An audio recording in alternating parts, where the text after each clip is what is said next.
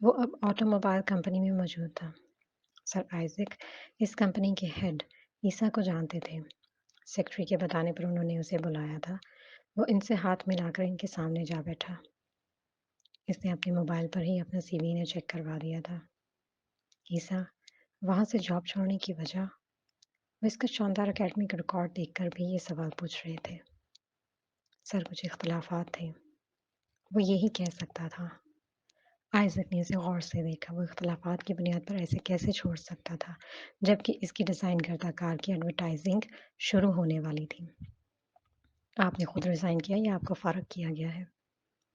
عیسیٰ کی بھویں سکڑی۔ آخر اس بکواس سوال کا مطلب تھا، پر وہ جلد جواب نہیں دے پایا۔ آئزک نے گہری سانس کھینچی۔ عیسیٰ کو اس فیلڈ میں ایک ہی سال ہوا تھا اور یہ پہلا موقع تھا اسے اپنی پہچان بنانے کا، لیکن وہ پہلے ہی مرحلے میں گر گیا تھا۔ سوری عیسیٰ، ہمارے یہاں ویکینسی خالی نہیں ہے، میں آپ کی کوئی مدد نہیں کر پاؤں گا۔ صاف صاف انکار تھا۔ اسے پھر سے یقین نہیں آیا تھا۔ لگتا ہے سب لوگوں کی عقلیں گھاس کھانے کو نکل گئی ہیں جو اتنے ذہین اور بہترین اکیڈمک ریکارڈ رکھنے والے کو جاب نہیں دے رہے تھے۔ پل میں سب اسے عقل سے پیدل لگے تھے فی الحال، لیکن یہ تو اللہ اسے عقل سے پیدل کر رہا تھا اور وہ ابھی بھی اپنی ذہانت پر زہم لیے ہوئے تھا۔ اسے جاب آسانی سے مل سکتی تھی لیکن نہیں ملی۔ کیوں؟ کیونکہ اللہ نہیں چاہتا تھا۔ اللہ نے اسے ہر مراد دے کر اسے زمین پر اتارا تھا۔ تب اس نے کون سا کارنامہ سر انجام دے دیا تھا؟ اب سب کچھ اسے لے کر اسے آزمائے جانے کا وقت تھا۔ اس اندھیرے میں وہ بے یقین سا ادھر ادھر پھر رہا تھا۔ ہار اس نے کبھی دیکھی نہیں تھی۔ وہ مزے کا خواہش مند بڑے عجیب مزے میں پھنسا تھا۔ ایسا کیسے ہو گیا ایک ہی دن میں کسی کو اس کی ضرورت ہی نہیں رہی؟ یہ پہلی بار ہوا تھا۔ اس ایک بات کے علاوہ اس کے ذہن میں کچھ نہیں تھا۔ 3 دن سے اسے تذلیل اور بے رخی دھتکار کے علاوہ کچھ نہیں مل رہا تھا۔ جبڑے تن رہے تھے اور غصہ کن پٹیوں کو ابال رہا تھا۔ آج بھی تقریباً رات کے 1:30 بجے وہ بنا لاک کیے دھاڑ سے دروازہ بند کرتا اندر آیا تھا، لیکن گھر میں اندھیرا تھا۔ کیوں؟ اس نے نہیں سوچا۔ زور سے سوئچ بورڈ پر ہاتھ مار کے لائٹ آن کی تھی۔ کمرے میں جا کر باتھ روم میں منہ ہاتھ دھو کر باہر آیا تھا۔ پہلی دفعہ ہوا تھا کہ وہ صبح سے بھوکا تھا۔ اس نے فرائی پین پٹک کر نوڈلز بنائے تھے۔ فریج میں سے پانی نکال کر دھاڑ سے دروازہ بند کیا تھا کہ پورا فریج ہل گیا تھا۔ وہ بے جان چیزوں پر اپنا غصہ اتار رہا تھا۔ نوڈلز کے باؤل میں ڈال کر وہ ڈائننگ پر آ گیا تھا۔ فورک میں نوڈلز لپیٹتے اس کی نظر سائڈ میں دھرے کاغذ پر پڑی تھی جو اس نے اٹھا کر دیکھا تھا۔ میں جا رہی ہوں۔ 3 لفظوں کا نہایت مختصر نوٹس تھا۔ اس نے بے ساختہ پیچھے مڑ کر اس کے کمرے کی جانب دیکھا۔ دروازہ بند تھا۔ اٹھ کر اس نے دروازہ کھول کر لائٹ آن کی تو کمرہ خالی تھا۔ پھر اپنے الماری میں آ کر الماری کھولی تو اس کے کپڑے چیک کیے، نہیں تھے۔ پتہ نہیں وہ تصدیق کیوں کر رہا تھا۔ غصہ پھر سے عود آیا تھا۔ بیٹھنے کے بعد اس نے نوڈل سے بھرے باؤل کو دیکھا، پھر اگلے ہی لمحے غصے سے باؤل کو ہاتھ مار کر نیچے پھینکتے ہوئے چلایا۔ مجھے کوئی فرق نہیں پڑتا تمہارے جانے سے، سنا تم نے؟ وہ اس صفحے پر نظریں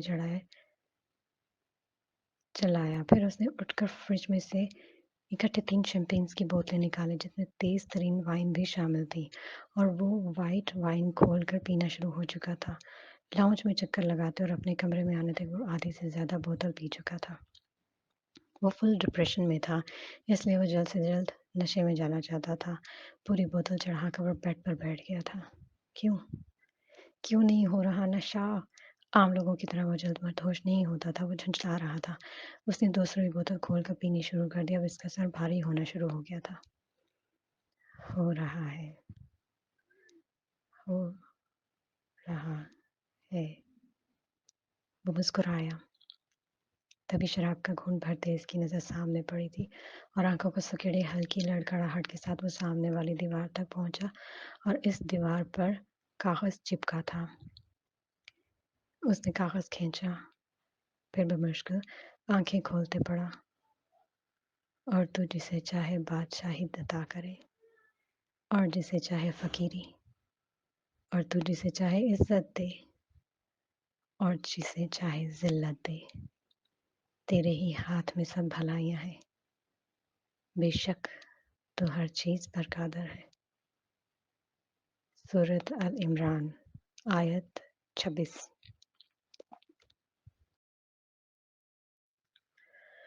वो सुनसा हुआ था। उसे लगा इस वक्त ये बात उसके लिए की गई है। पिछले 3 दिन से वो इसी लज्जत का मजा ले रहा था, जिल्लत का मजा ले रहा था। आज तक लिए जाने वाले मज़ों में ये मज़ा तकलीफ़दार था। ये कौन रख कर गया था, वो जानता था। वो क्यों रख कर गई थी, फ़िलहाल ये जानना उसके लिए अहम नहीं था। वो उसे साइड टेबल पर रखकर बेड पर बैठकर पीने लगा। इसके हवास आहिस्ता-आहिस्ता अंधेरे में डूब रहे थे और फिर वो पीछे की तरफ ढह गया था। बोतल इसके हाथ से लुढ़क कर बिस्तर पर गिर गई थी। तकरीबन 36 घंटे गुज़र गए थे सनाबे को ये घर, ये वतन छोड़े। इस 12 घंटे की फ़्लाइट में उसकी आँखें नम थीं। इब्राहिम को पता चलते ही उन्होंने महज़ 6 घंटे बाद ही अपनी टिकट बुक करवाई थी और इसी दिन की फ़्लाइट लिए वो अब कनाडा में थे। गुस्सा इनकी नाक तक पहुँचा हुआ था। सनाबल का ज़िक्र कुछ देर के लिए यहीं पर रोकते हैं। यहाँ से ईसा की ही कहानी सुनाते हैं, तो हमारे साथ रहिएगा इस कहानी के लिए। अब सिर्फ थोड़े से वक्त के लिए आगे ईसा की कहानी चलेगी। तकरीबन रात के 3 बजे इब्राहिम यहाँ पहुँचे थे। नहायत ही गुस्से में उन्होंने डोर लॉक पर हाथ रखकर घुमाया और उनकी हैरत हुई, दरवाज़ा अनलॉक्ड था। वो खुला कैसे छोड़ सकता है? यही सोचते वो अंदर आए थे। डाइनिंग पर नूडल्स पड़े थे। आगे हुए जो लाउंज में टेलीफोन स्टैंड टूटा पड़ा था। इनके पेट में गिरह सी बनी थी। वो भागते हुए कमरे में आए। वो बेसुध पड़ा बिस्तर पर लेटा हुआ था और वो बेकरारी से इस पर झुके थे। छू कर देखा, सांस हमवार चल रही थी। वो ठीक था। इनकी नज़र इसके चेहरे से होते हुए बिस्तर पर पड़ी। बिस्तर पर बोतल पड़ी थी। पल में गायब हो जाने वाला गुस्सा फिर से इनके अंदर दौड़ा। उन्होंने नज़र घुमाई। 2 बोतलें और पड़ी थी। उठ! वो इसे झंझोड़ रहे थे। वो जानते थे वो ऐसे नहीं उठेगा। इनका इश्तियाल बढ़ रहा था। उन्होंने ज़ोरदार थप्पड़ इसके मुँह पर मारा था कि थप्पड़ के ज़ोर से इसकी भवें सिकुड़ी थी। उठ! इब्राहिम ने एक और थप्पड़ मारा था। हुँ, हाँ। वो हाथ मारते बमुश्किल ज़रा होश में आया था। उसने ज़ोर देकर आँखें खोली थीं। दे दे हाँ, उठ बदबख्त, तेरा पाप आया है। वो टेढ़ा होकर कोहनी के बल उठना चाह रहा था, पर नशे की वजह से फिर से लुढ़क गया था। इसकी हरकत, इनका गुस्सा बढ़ा ही था, तभी उन्होंने इसे कॉलर से खींच कर बिठाया था। उन्होंने ईसा के कॉलर को छोड़ा नहीं था, तभी वो बेवज़न सा पीछे की तरफ गिर रहा था। ईसा, ईसा, होश करो! उन्होंने झंझोड़ते हुए कहा और इसकी आँखें खुलती जा रही थीं। तभी इब्राहिम ने इसका जबड़ा दबोच कर अपनी तरफ किया। वहाँ हम सबकी नींदें हराम करके खुद मज़े से सो रहा है। ये कहते हुए उन्होंने झटके से उसे खड़ा किया था। पता नहीं इस वक़्त इनमें इतनी ताकत कहाँ से आ गई थी कि वो इस कड़ियल को खींचते हुए वॉशरूम में ले गए थे और लड़खड़ाते खींचता चला जा रहा था। इसे वॉशरूम में लाते ही शावर के नीचे खड़ा करके नल खोल दिया। डैड! पानी पड़ते ही वो यकदम चीखा था। अब वो सही होश में आ रहा था। इसके बुरी तरह हिलने पर भी वो इसे सख्ती से दबोचे खड़े थे कि इनके अपने कपड़े भी गीले हो गए थे। इतनी सर्दी और ठंडा पानी, आधे मिनट बाद ही वो जल्दी से टैप पर हाथ मारकर इसे बंद करता बाहर निकलने की कोशिश कर रहा था। वो खुद ही उसे आगे की तरफ धकेलते बाहर ले आए थे। अब होश आया कि नहीं? वो गुस्से से उसे देखते पूछ रहे थे। वो अपने सर और मुँह पर आए पानी को हाथ से साफ करते हुए इनकी तरफ देखा, लेकिन वो अभी इतना भीगा नहीं था। तुम्हारी जॉब खत्म हो गई है? वो अभी भी नशे में था, लेकिन इसकी बातों की समझ आ रही थी। उसने भवें उचकाकर बाप को देखा, फिर तकिया पकड़कर अपने सर पर रगड़ते जी कहा। उन्होंने गहरी सांस खींची। इन्हें इसी बात का खदशा रहता था। वो तकिए से अपना बाजू और सीने पर मौजूद पानी को रगड़ रहा था। तो अब तुम्हारा क्या प्रोग्राम है? पता नहीं। इसने तकिया साइड पर फेंकते लापरवाही से कहा। इब्राहिम को उसके सुकून पर ताव आया था। तुझे शराब पीने, झूठ बोलने, ज़िना करने और माँ-बाप को ज़लील-ओ-ख़्वार करने का पता है, लेकिन अपने फ्यूचर का नहीं पता। वो दाँत पीस कर बोले। आप ये सब बातें सुनाने के लिए यहाँ आए हैं? बाजुओं को हाथों से मसाज करते उसने तलख़ी लिए कहा और यकीनन सर्दी लग रही थी। खबरदार, खबरदार जो ये एटीट्यूड मुझे दिखाया। वो उसे उँगली उठाकर वार्न करना ना भूले। नाख़ून जितनी भी शर्म है तुझ में, या जॉब की तरह वो भी चली गई है? सनापल के सामने भी तूने अपनी औकात दिखाकर उसे घर से निकाल दिया। मैंने उसे घर से नहीं निकाला, वो खुद घर की छोड़ कर गई है। वो इस इल्ज़ाम पर तिलमिलाकर चीखा, बकवास बंद करो अपनी। अपनी तो कहता है निकाला नहीं है। तेरी इन्हीं हरकतों ने इस बच्ची को घर से निकाला है 10 दिन। सिर्फ़ 10 दिन में तूने इसकी बर्दाश्त ख़त्म कर दी। कुछ नहीं कहा था मैंने इसे। पता नहीं कितना झूठ बोला है जो आप मुझ पर चढ़ाई करने के लिए आ गए। झूठी है वो। वो नशे की बाकियात में भी मुकम्मल हवास में था। झूठी वो नहीं तू है, और तू मुँह से बोलता ही कब है? अमल ही ऐसे करके दिखाता है कि दूसरा बंदा तेरे से जान छुड़वाने लगता है। ये बहस ख़त्म नहीं होगी। वो एकदम सिंगल सोफ़े से उठे। इस नशे के बावजूद भी अपने आप को कायम किए हुए था। ये मोबाइल पकड़ो। इब्राहिम ने साइड टेबल पर मोबाइल उठाकर उसकी तरफ बढ़ाया। तुम ऑनलाइन अपनी टिकट बुक करवाओ, तुम मेरे साथ पाकिस्तान जा रहे हो। हैं।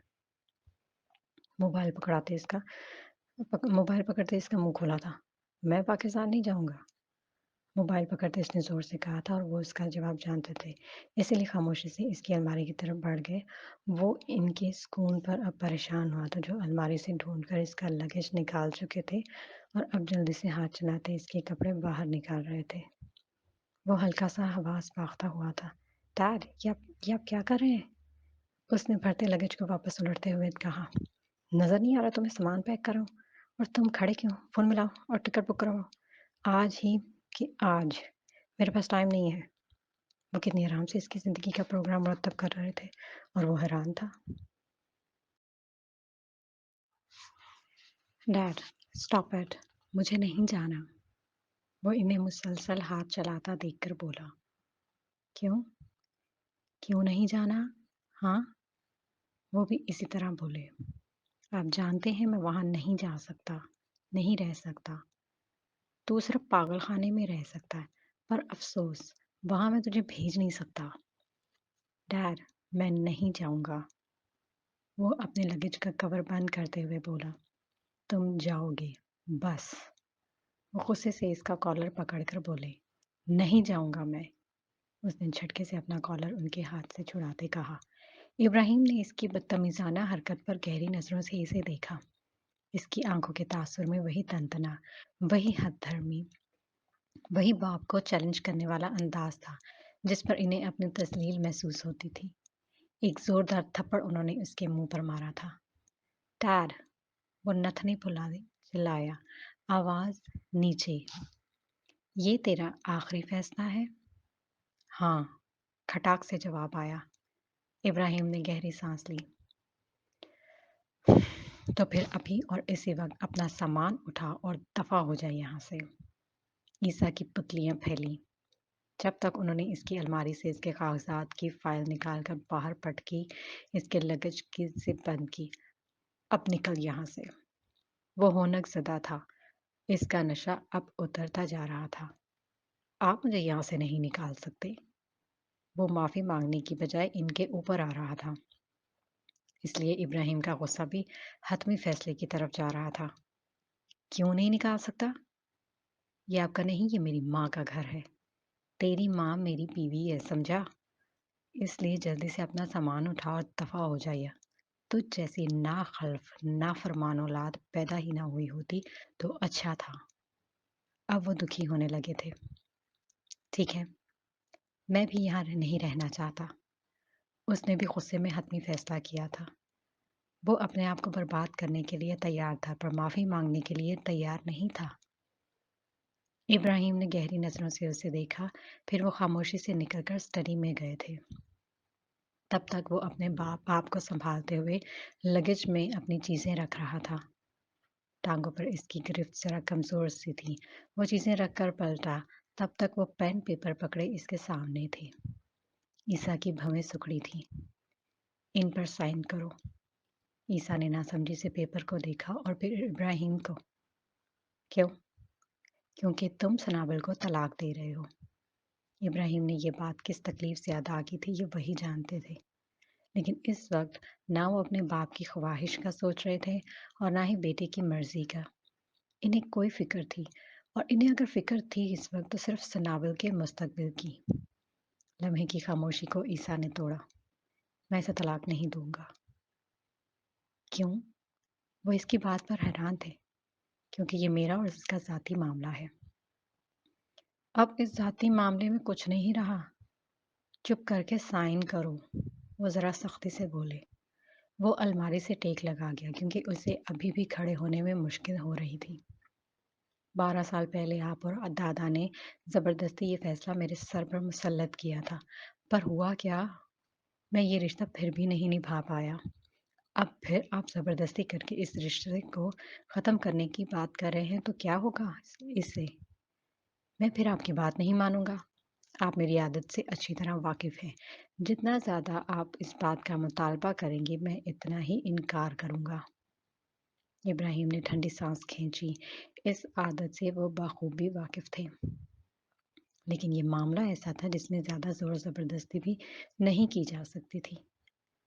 تو پھر تم سیدھا سیدھا یہ کہو نا کہ تم اس کی زندگی برباد کرنا چاہتے ہو۔ سنابل کے معاملے میں تم پر ذرا اعتبار نہیں ہے۔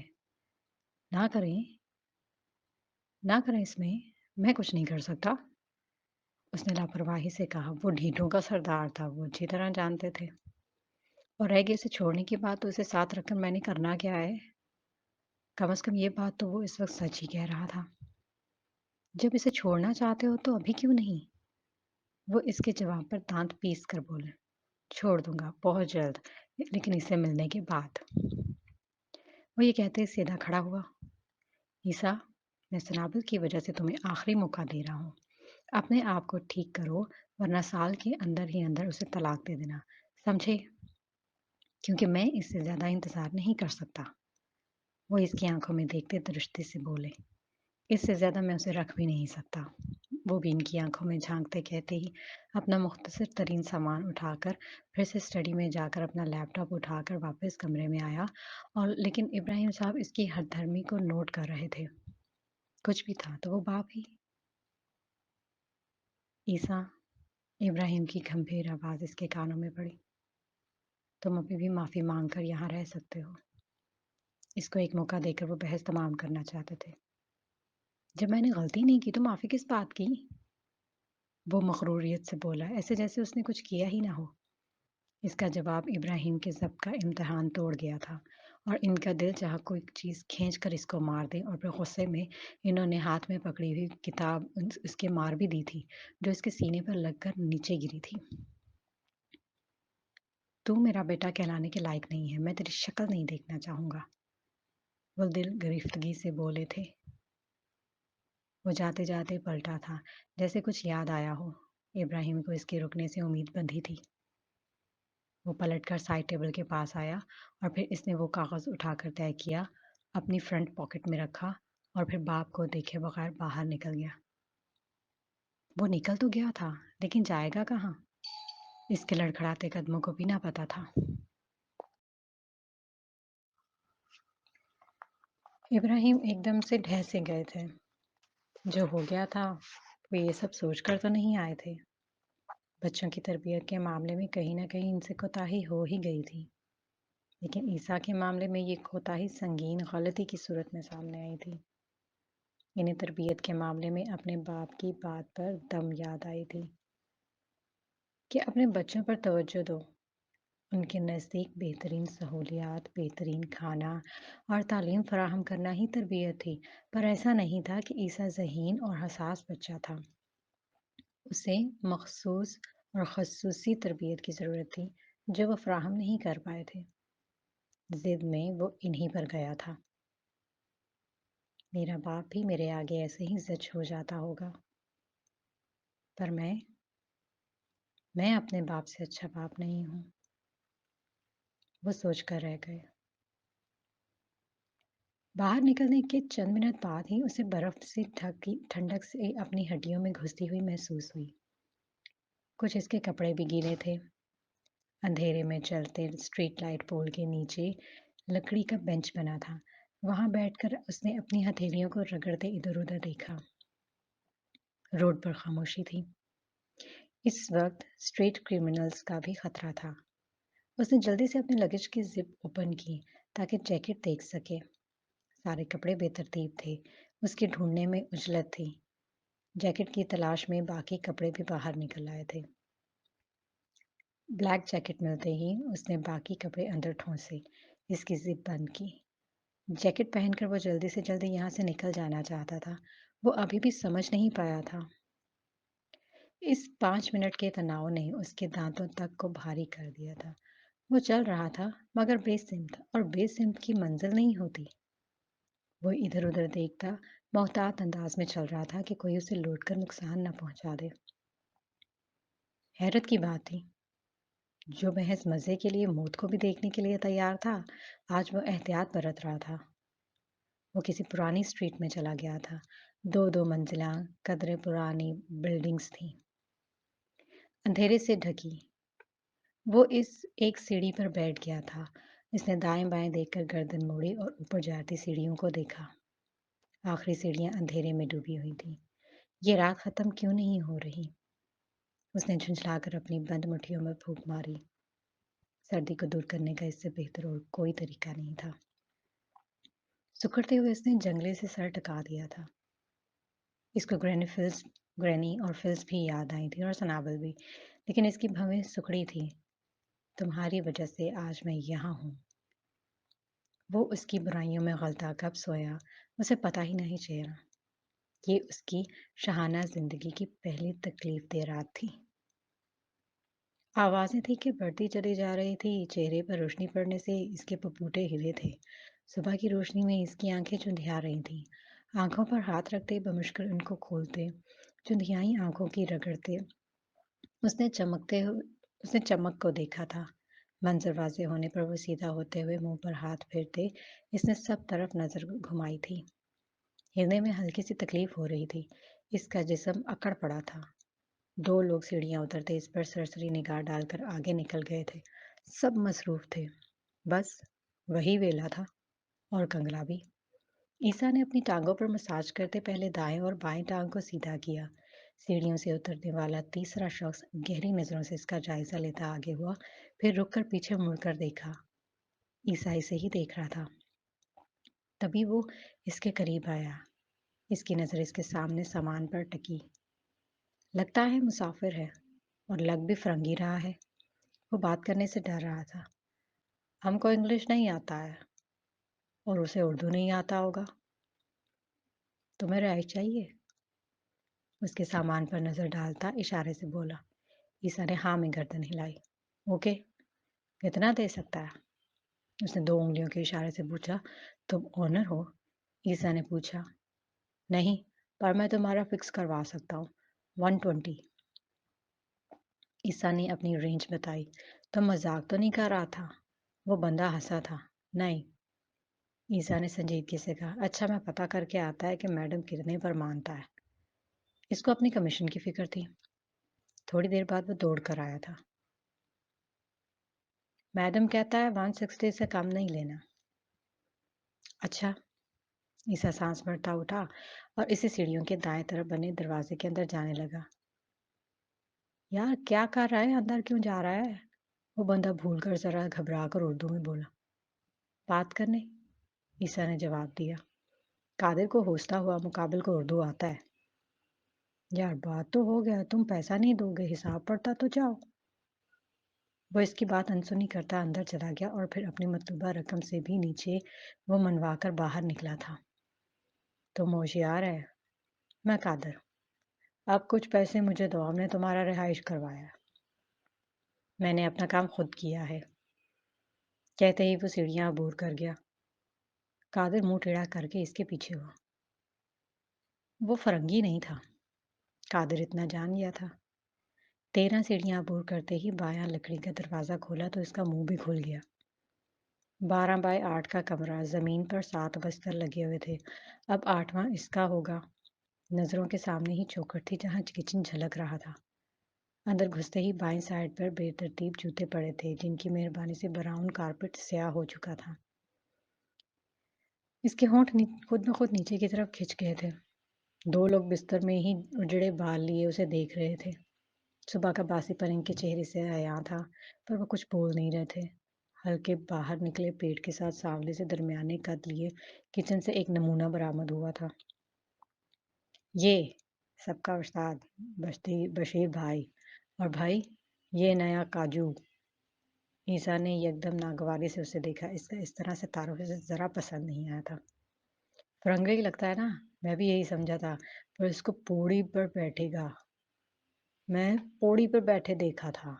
मैं समझ गया फरंगी नहीं है, हमारी तरफ फंडर है, बस बूथा अच्छा है। इसका कराया तारुफ ईसा को आधा ही समझ आया था। इसने ऐसी जबान कहाँ सुनी थी। बशीर भाई ने मुस्कुराकर सलाम किया। हेलो। वो इसके जवाब पर हैरान हुए थे। इसने कभी सलाम किया ही नहीं था, चाहे वो इसका बाप ही क्यों ना हो। तभी दीवार से टेक लगाए बड़ी सी गठरी ने अपने मोटे काले दस्से को अपने चेहरे से हटाकर देखा था। ईसा की आंखें मामूल से ज्यादा खुली थी। वो इस एक पल में खुद को भी भूल गया था। इतना हसीन चेहरा, वो भी एक मर्द का। ईसा जैसा खूबसूरत शख्स भी उसे देखकर शहरज़दा हो गया था। कादिर ने इसकी महवियत को नोट किया था। ये हमारा अनारकली है। व्हाट? ईसा भवें सुकेड़े बोला तो वो अनारकली के इससे अलिफ से भी वाकिफ नहीं था। अनारकली मतलब? छोड़ो, ये तुमको खूबसूरत लगा है ना, बस। हमारा जब मीटर घूमता है, हम इसको अपना बीवी याद आता है तो हम इसको देख लेता है। इस चलकोजी को देखकर सुकून मिलता है। काश कि ये हमारा बीवी होता। ना हौल वला कुव्वत। बिस्तर पर बैठे दोनों मर्दों ने इकट्ठे पढ़ा। ईसा का देखने का अंदाज भी कुछ नागवारी वाला ही था। दुरफिटे मुंह। लाहौल वाला पढ़ने वाला, क्या बात है? तुम गंदी ही सोच रखेगा। बताओ बशीर भाई, इनको बताओ। ये इतना प्यारा है, काश तुम सबका बाप भी इतना ही प्यारा होता। बस ये बात है। वो कहकर सबको देखने लगा और सबकी नजरों का मफहूम समझकर शर्मिंदा सा हो गया। और जिसके बारे में ये बात की जा रही थी वो तो जैसे लाताल्लुक था। तुम बैठो, कुछ लोगे? बशीर भाई ने पूछा तो इसने नाम में सर हिलाया। इसे भी भूख नहीं थी, हालांकि वो काफी टाइम से भूखा था। वो बैठने के लिए मुनासिब साफ जगह की तलाश में नजर घुमाने लगा। बिस्तरों को देखकर इसकी तबीयत भारी हो रही थी। वो खुशबुओं में बसा रहता था, पर ज़ाहरी। तुम यहाँ बैठ जाओ। बशीर भाई ने अपने बिस्तर की तरफ इशारा किया। अब वो लगेज रखने के बाद बिस्तर पर बैठ गया था। अब इसके बाएं तरफ वही प्यारा लड़का था। ईसा ने नजर उठाकर इसे देखा तो वो बेतासुर से सामने देख रहा था। अब इसे क्या टेंशन है? ईसा इसका चेहरा देखकर यही सोचने लगा। ये भी हैरत थी कि वो कई घंटों से अपने अलावा सबके बारे में सोच रहा था। सोकर उठने वालों में से एक उठकर उसी कमरे के बाएं कोने में बने लकड़ी के दरवाजे को खोलकर अंदर चला गया। वॉशरूम भी इधर ही है। हैरत का झटका बहुत आराम से लगा था। उसने गर्दन सीधी कर ली। कादिर इसी को देख रहा था। लम्हे बाद ईसा ने वही देखने का अमल जारी रखते हुए दाएं तरफ देखा। 4 खानों वाली खुले मुंह की कैबिनेट ठुकी हुई थी। ऊपर के खाने में इसको मोटी सी किताब और मैट रखा था। इसके निचले 2 खानों में निहायत कम तादाद में कपड़े पड़े रखे थे। आखिरी खाने में जरूरत की छोटी छोटी चीजें थी। इतने कम कपड़े!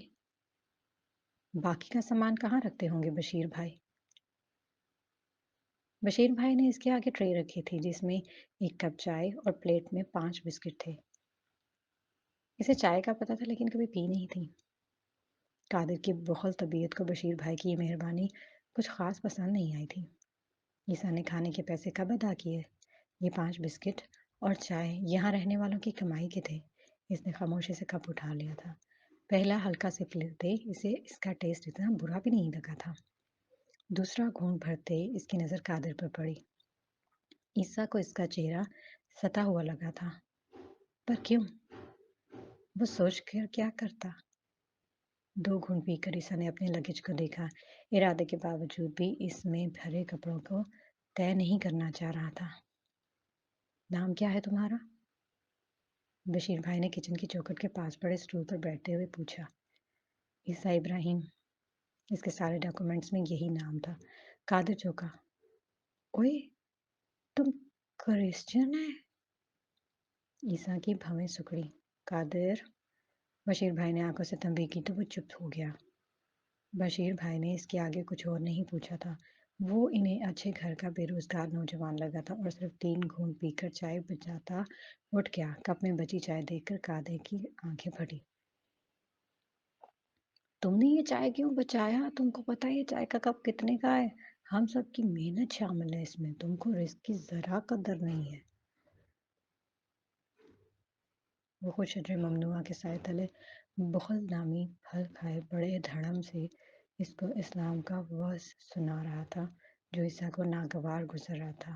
وہ تو اپنے باپ کی بات برداشت نہ کرتے ہوئے گھر چھوڑ کر آ گیا تھا، کجا کے ایسا شخص اس کو باتیں سنا رہا تھا جس کی حیثیت عیسیٰ کی نظر میں ذرے برابر بھی نہیں تھی۔